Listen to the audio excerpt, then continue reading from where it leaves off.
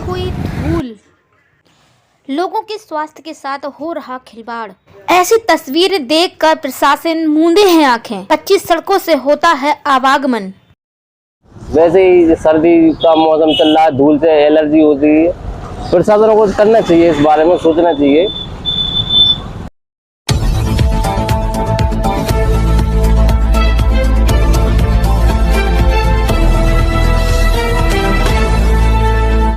नमस्कार, आप देख रहे हैं आबदी टुडे न्यूज़ और मैं आपके साथ नाजमा आबदी। तो आइए नजर डालते हैं इस वक्त की कुछ खास और अहम खबरों पर। ललितपुर शहरी विभाग का लगभग 1/4 भाग धूल से मग्न है। जिला प्रशासन मौन क्यों है? कब बनेगी पुरानी चंदेरी रोड? दर्जनों गांव, कई मोहल्ले, स्कूली बच्चे सहित सभी राहगीरों को खासी परेशानियां आ रही हैं। बरसात में कीचड़ तो वहीं बरसात के बाद धूल, लगातार लोग इनसे दो चार होते रहते हैं। आखिर कौन दिलाएगा इस धूल भरी जिंदगी से छुटकारा? धूल से होने वाली बीमारियों में दो चार होती रहती हैं जिंदगियां। बताते चले कि इस रोड से रोजाना हजारों राहगीर गुजर रहे हैं, तो वहीं बरसात के मौसम से जहां राहगीरों को कीचड़ का सामना करना पड़ता था, तो वहीं बरसात खत्म होने के बाद कई मोहल्ले वासियों में राहगीरों को धूल का सामना भी करना पड़ रहा है। यही नहीं, इस सड़क पर कई बड़े स्कूल, कॉलेज सहित दर्जनों गांव पड़ते हैं, जहां पर बच्चे रोजाना यहां पर पढ़ने के लिए आते हैं। ऐसे में इन मासूम बच्चे सहित यहां से गुजरने वाले राहगीरों को भी काफी परेशानियों का सामना करना पड़ता है। ललितपुर में 1/4 भाग धूल मग्न है और हमें देखने को मिल रहा है कि यह रोड जो हम जिस पर खड़े हुए हैं, यह रोड धूल मग्न है। यहाँ पर पहले बरसात में कीचड़ की भरमार देखने को मिली, जैसे ही बरसात खत्म हुई तो अब धूल ही धूल चारों ओर देखने को मिलती है। इस रोड पर कई विद्यालय संचालित किए जाते हैं, जिसमें कई मासूम बच्चे इस धूल की चपेट में आ रहे हैं। ऐसे में धूल से होने वाली कई बीमारियां भी उत्पन्न हो रही हैं, जो मानव जाति के लिए कहीं ना कहीं हानिकारक हैं। लेकिन जिले के सभी अधिकारी और नेतागण आंख बंद करके सोए हुए हैं। वही जनता जनार्दन चुपचाप खामोशी से यहाँ से गुजर कर बसर कर रही है। जिले की कई संस्थाओं के द्वारा कई बार यहाँ ही समस्याओं को उठाया गया है, लेकिन कोई समाधान नहीं निकलता दिखाई दे रहा। नगर पालिका के क्षेत्र में आने वाली यह सड़क पर नगर पालिका का भी ध्यान अपनी ओर नहीं खींच पाई। अब देखने वाली बात यह होगी कि आखिर कब तक इस धूल भरी जिंदगी से लोगों को निजात मिलती है, या फिर इसी तरह से धूल से लोग शराबोर हो रहेंगे, या जनता की निगाहें टिकी हैं पुराना चंदेरी रोड पर। आखिर कब तक होगा इसका निर्माण? हमारे संवाददाता ने जब इस पूरे प्रकरण को देखते हुए इस पर अपनी आवाज़ उठाई और पहुंच गए इस धूल भरी सड़क पर। वहां से हमारे संवाददाता इमरान मंसूरी की इस खास रिपोर्ट को देखिए आप। आबदी टुडे न्यूज़ के लिए ललितपुर से इमरान मंसूरी की रिपोर्ट। ललितपुर में 1/4 भाग धूल मग्न है और हमें देखने को मिल रहा है कि यह रोड जो हम जिस पर खड़े हुए हैं, यह रोड धूल मग्न है। यहाँ पर पहले बरसात में कीचड़ की भरमार देखने को मिली, जैसे ही बरसात खत्म हुई तो अब धूल ही धूल चारों ओर देखने को मिलती है।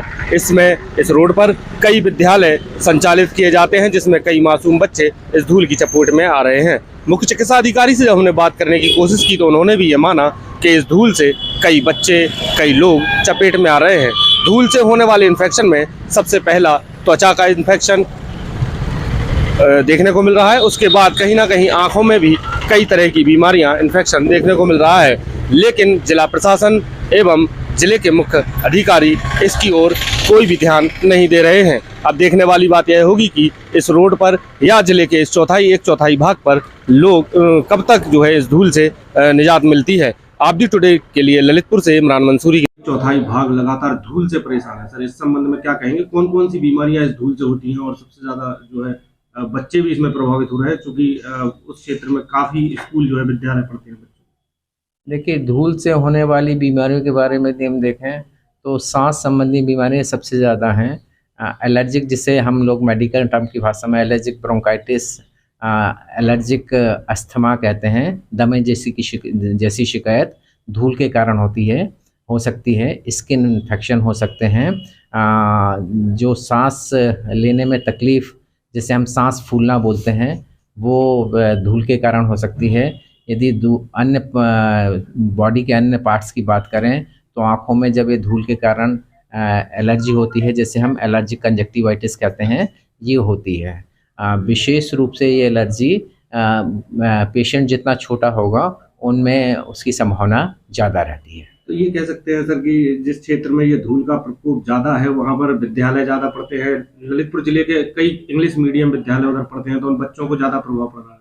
नहीं, बिल्कुल, जो भी प्रभावित होगा धूल से तो उसमें तो एलर्जी की समस्या, स्किन इन्फेक्शन की समस्या, allergic conjunctivitis, allergic bronchitis, asthma, ये सब चीज़ें हो इसके सकती कोई हैं। बचाव सर? धूल से बचाव करेंगे तो एलर्जी से भी बचाव रहेगा। क्या नाम है आपका? मैं डॉक्टर एनआर मिश्रा। क्या ये धूल उड़ रही है आपकी क्लिनिक में यहाँ पड़ती है, क्या-क्या भूलते हैं, धूल से क्या-क्या बीमारियाँ होती है, कब से ये धूल से परेशान हैं? सबसे ज़्यादा तो अस्थमा की शिकायत होती है, क्योंकि जो लोग अस्थमेटिक पेशेंट है या उम्र दराज लोग हैं 60 साल से ऊपर, बच्चे, उनको बहुत प्रॉब्लम होती है। और कई इन्फेक्शन होती है, जैसे आँख में इन्फेक्शन हो जाना, सांस लेने में परेशानी, ऐसी चीज़ें हो जाती हैं। इसलिए इस धूल का इलाज होना चाहिए। धूल कब से उड़ रही है यहाँ पे? करीब 6-7 महीने हो गए हैं जब से ये देवगढ़ ब्रिज का काम चल रहा है। पूरा ट्रैफिक यहाँ से डाइवर्ट है। इस रोड में कई विद्यालय भी पढ़ते हैं, बच्चों को भी हानियाँ हो रही है कई। तो बच्चों को तो हानि होगी, उनको भी गला बैठने की, खांसी जुकाम की शिकायत होगी इस समय, क्योंकि ये धूल बहुत नुकसानदायक है। इसका परमानेंट कोई सॉल्यूशन निकलना चाहिए, क्योंकि यहाँ तो फिर भी ठीक है, थोड़ी आगे पे रोड ही नहीं है, वहाँ और प्रॉब्लम होती है और पूरी धूल यहाँ पे आती है, दिन भर बैठना मुश्किल हो जाता है। आप दी टुडे न्यूज़ चैनल से जुड़ने के लिए दिए गए नंबरों पर आप संपर्क करें, और अगर आपको अपने क्षेत्र से जुड़ी हुई तमाम खबरें देखना है और चैनल में किसी भी तरह की कोई भी राय अगर आप देना चाहते हैं तो कमेंट बॉक्स में जाकर आप अपनी राय हमें दे सकते हैं। आप देखते रहें आप दी टुडे। धन्यवाद।